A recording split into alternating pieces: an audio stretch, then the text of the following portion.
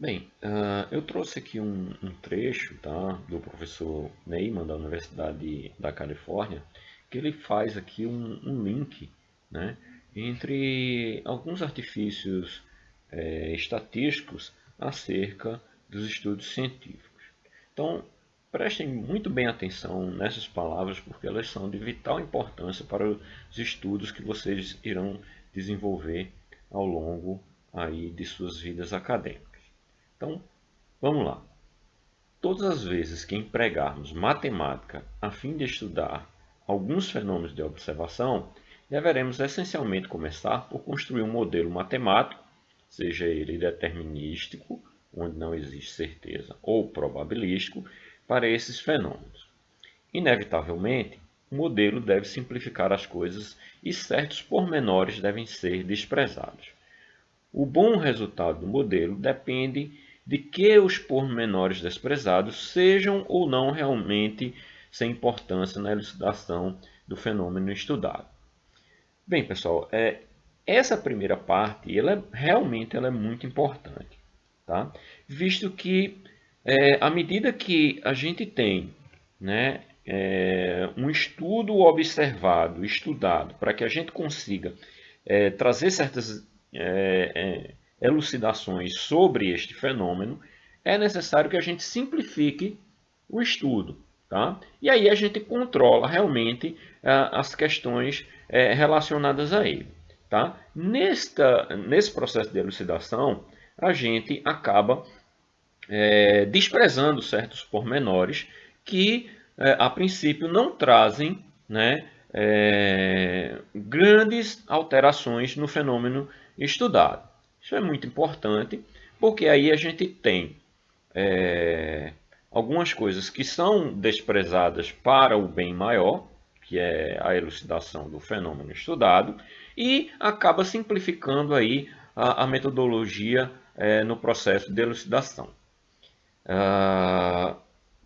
Mas aí a gente sabe que é o seguinte, à medida que a tecnologia avança, né, e que novas teorias elas começam a aparecer, então esses pormenores eles passam a ter certa significância, até porque elas, à medida que eles deixam de ser desprezados e passam a ser considerados, os resultados passam a ser realmente mais precisos.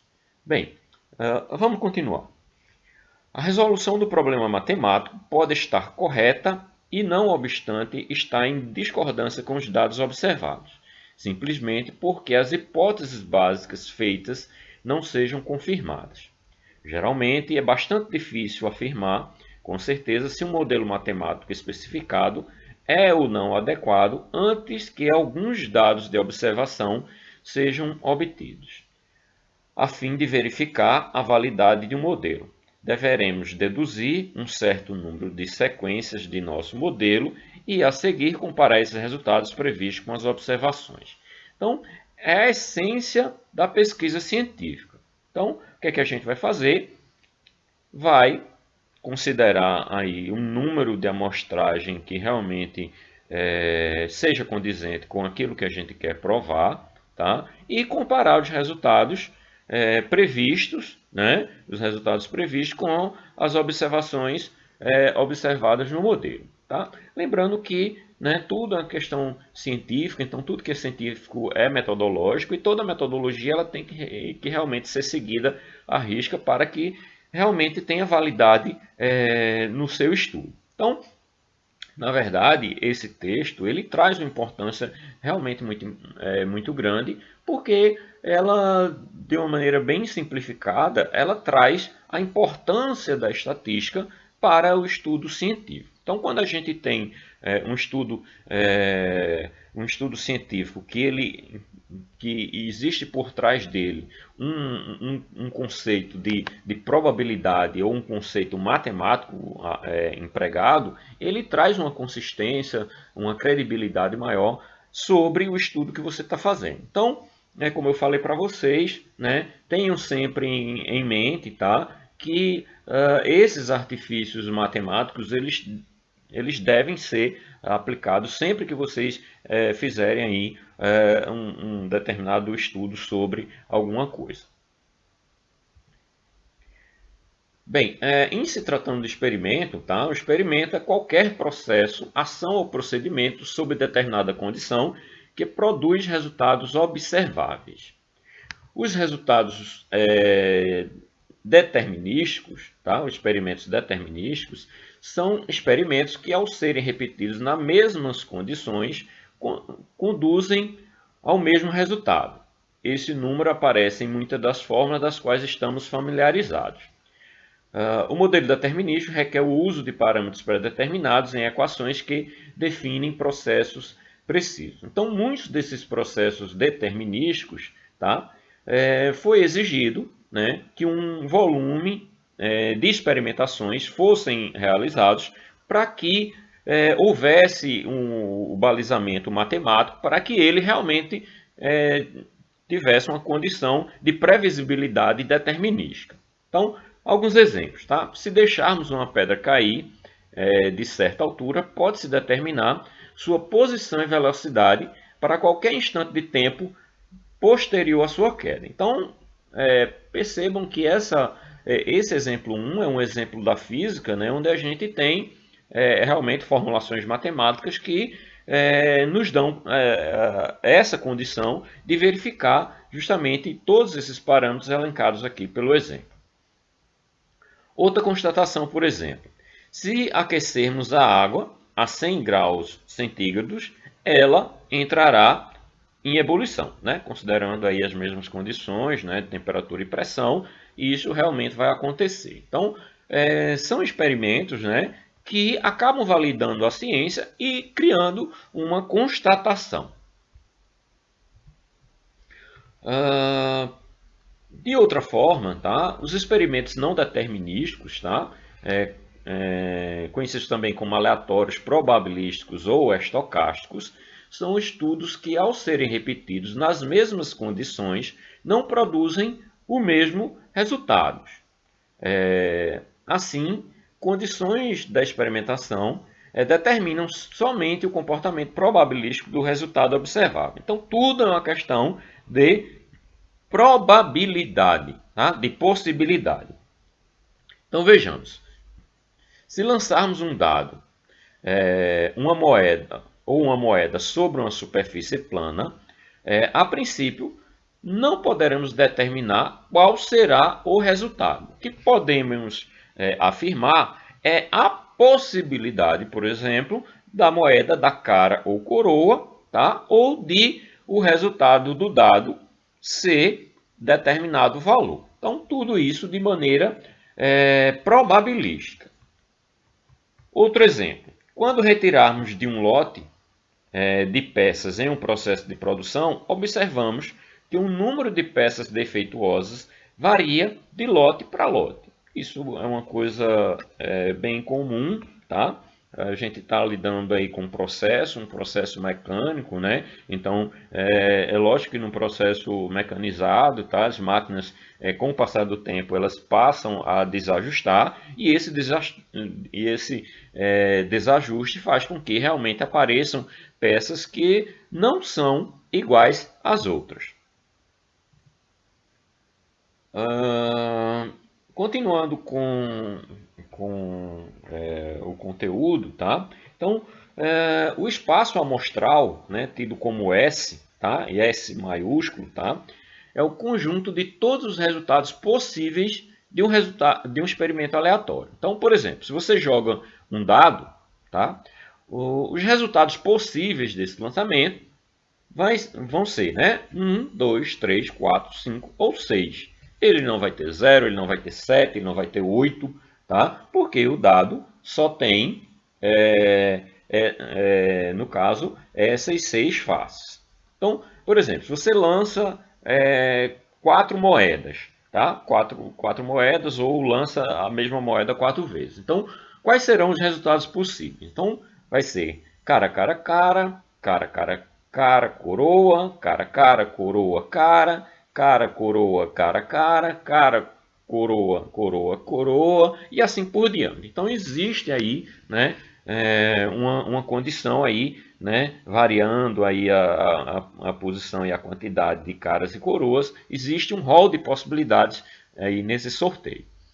Digamos que você vai fazer um sorteio, tá, com N números, digamos que seja 10. Então, a condição, tá, desse sorteio vai variar de 0 até N, ou seja, né, se N é 10, então de 0 a 10. Outro exemplo aqui, ó. Se por exemplo T pertence a R e T é maior do que 0, ou seja, se de repente T é uma condição onde o T representa o tempo de acendimento, o tempo de duração do rendimento de uma determinada lâmpada, então é a condição imposta no experimento, onde você vai observar, né, as lâmpadas que tiveram o tempo de acendimento maior ou igual a 0. Tá? Então, evento.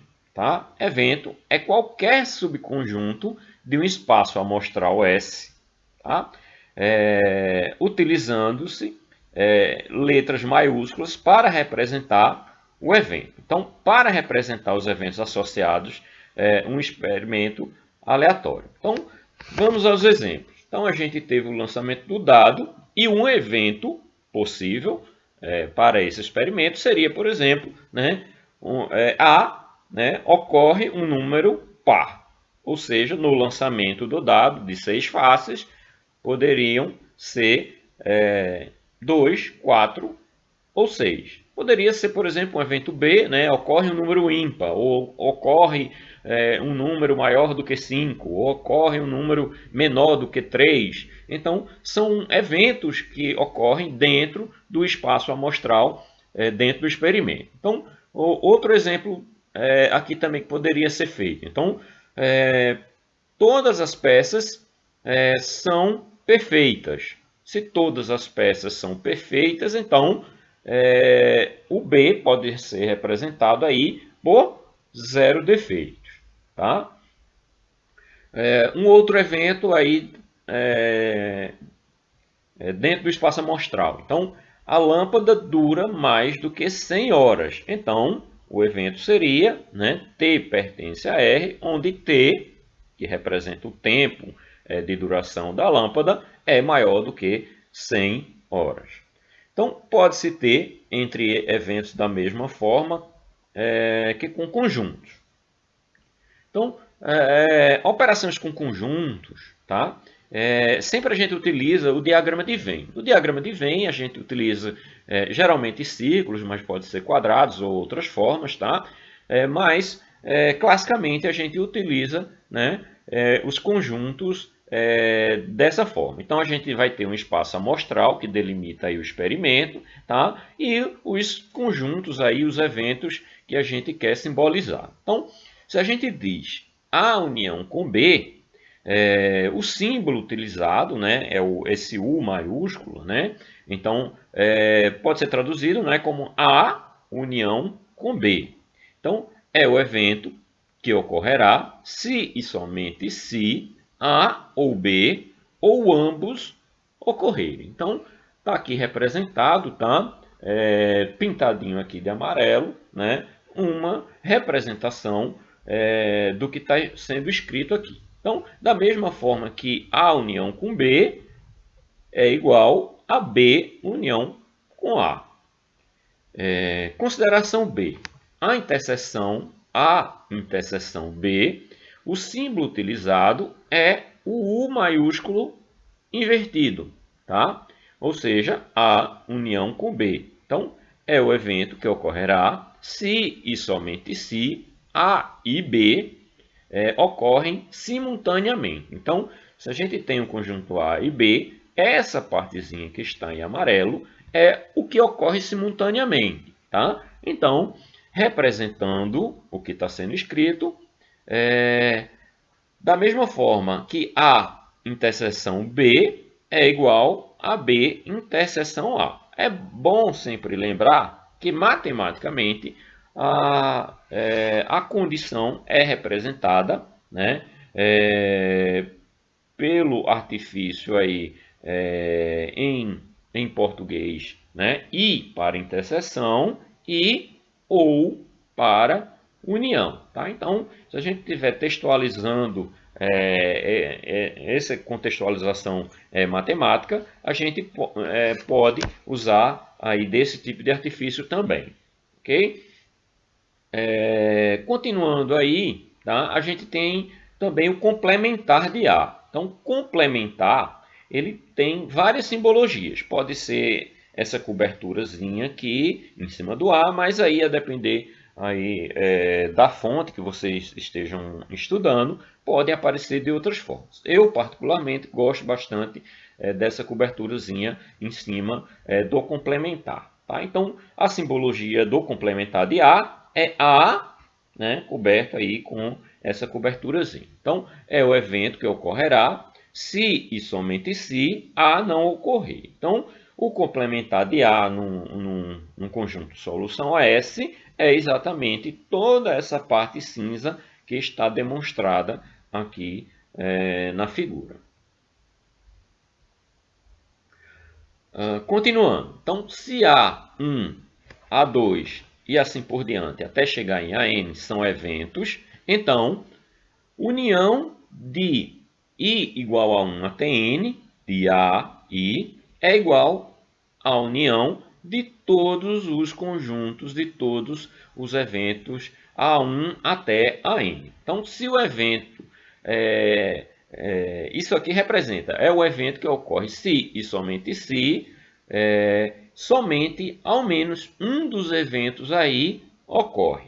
Da mesma forma, a interseção de I igual a 1 até N de AI vai ser a interseção de cada evento. Então, é o evento que ocorre se e somente se cada um dos eventos ocorre. Então, eu coloquei aqui, tá? Colocando aqui em outras palavras e chamando a atenção aqui para o que está em vermelho, tá? A seguinte situação, seguinte condição. Então, as operações de união e interseção definidas para dois conjuntos podem ser entendidas intuitivamente para qualquer número finito de conjuntos. Assim, definiremos A união com B união com C como sendo A união com B união com C, tá? Ou, da mesma forma, A união com B unido com C.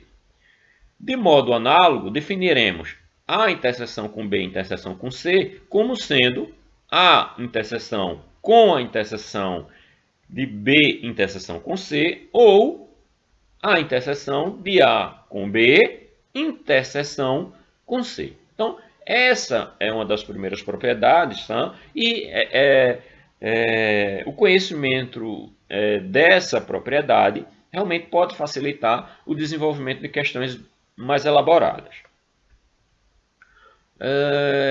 Eu coloquei aqui um exercício, tá? Para que vocês comprovem essas condições aqui pelo diagrama de Venn.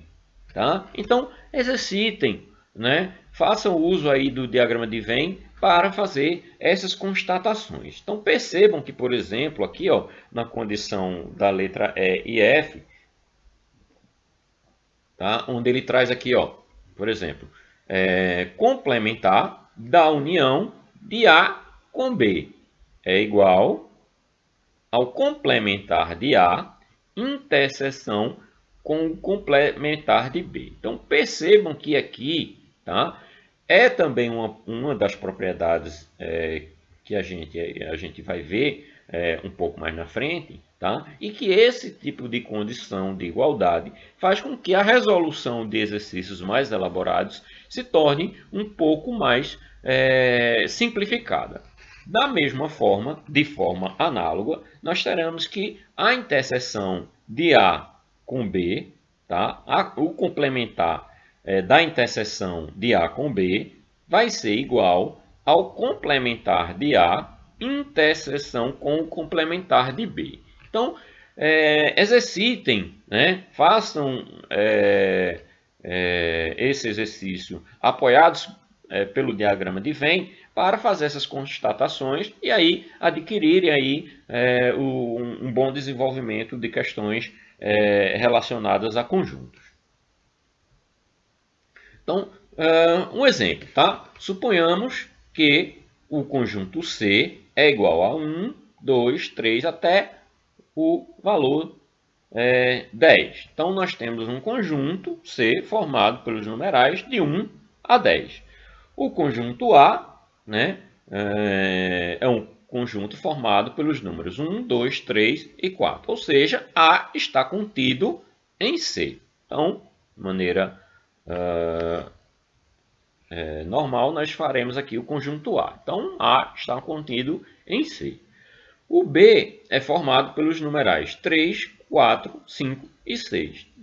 Né? Então, o conjunto B também está contido em C. Então, só plotando aqui, né, o conjunto B, ele também está contido em C. Então, vamos resolver essas questões aqui. Então, quem vai ser A unido a B? É tudo que está em A e está em B. Ou seja, são os valores 1, 2, 3, 4, 5 e 6.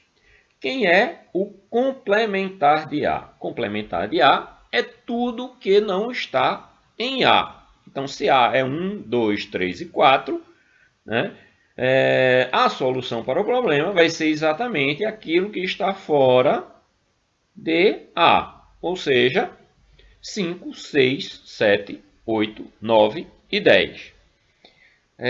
A interseção com B é tudo que está em A e está em B, ou seja, 3 e 4. Quem é o complementar de A união com B? É tudo que está fora da união de A com B. A união A com B é 1, 2, 3, 4, 5 e 6. Então, é o que está fora, ou seja, 7, 8, 9 e 10. A interseção complementar de A, interseção com o complementar de B. Então, nós teremos a união do que está fora de A, tá? Com o que está fora de B. Tá? Ou seja, vai ser 1, 2, 1, 2, 5, 6, 7, 8, 9 e 10. Ok? Um outro exemplo. Um dispositivo eletrônico é ensaiado e o tempo total de serviço é registrado. Sejam A, B e C 3 eventos definidos da seguinte maneira. Então, A T maior do que 0, onde T é menor do que 100. Podemos representar da seguinte forma. Né? Então, T é menor do que 100, ou seja, né, abertinho aqui, tá? Porque é apenas menor, tá, do que 100. Então, todos os valores, né, que são menores do que 100. B é o seguinte, né? T maior do que 0, maior ou igual a 0, onde T é maior ou igual a 50, aí o 50 fica fechado, né? Onde T é menor ou igual a 200. Então, é fechadinho aqui no 200. Na condição C, nós teremos T maior ou igual a 0, onde T é maior do que 150. Então, aberto em 150 e na condição de ser maior do que 150. Então, calcule a condição A união com B. Então, A união com B é tudo que está em A e está em B. Né? Então, é a condição do somatório dessas duas condições. Então, nós teremos a representação, né, essa condição aqui. Então, T é maior do que 0, né, maior ou igual a 0. Tá? Então, digamos se o 0 é aqui, então estaria t maior ou igual a zero, na condição de t ser menor ou igual a 200. Percebam que o 100, né, ele estaria aqui dentro desse intervalo, por isso que ele foi aí desprezado, né, já que ele está aqui nessa condição aqui, né, de ser inferior a 200.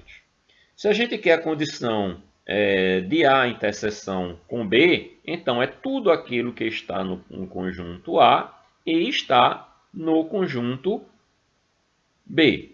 Ou seja, fazendo a representação aí, nós teríamos, né, aberto em 100, já que é uma condição do conjunto A, né, e fechado em 50, tá? Então seria aí este intervalo aqui entre menor do que 100 e maior ou igual a 50. Na condição A interseção com C, tá? Percebam que não há nada aqui que ocorra simultaneamente, tá? Porque o A é menor do que 100 e o C é maior do que 150, ou seja, não há nada simultâneo ocorrendo entre os dois. Então, resposta igual a conjunto vazio. Agora, a união com C. Então, na condição de A união com C, nós teríamos a seguinte representação. Seria T maior do que 0, né? Aberto em 100, né? Que é a condição aqui imposta pela condição A, ou T maior, né, aberto aqui em 150, do que 150. Então essas seriam aí as condições aí propostas aí para esse experimento. Ok, pessoal? Então vamos aquecendo aí a condição de exercícios. Então você já tem uma condição de estar explorando aí vários tipos de conteúdos relacionados ao início dos assuntos correlacionados aí com a probabilidade. Ok? Então, por hoje é só, pessoal. Até mais.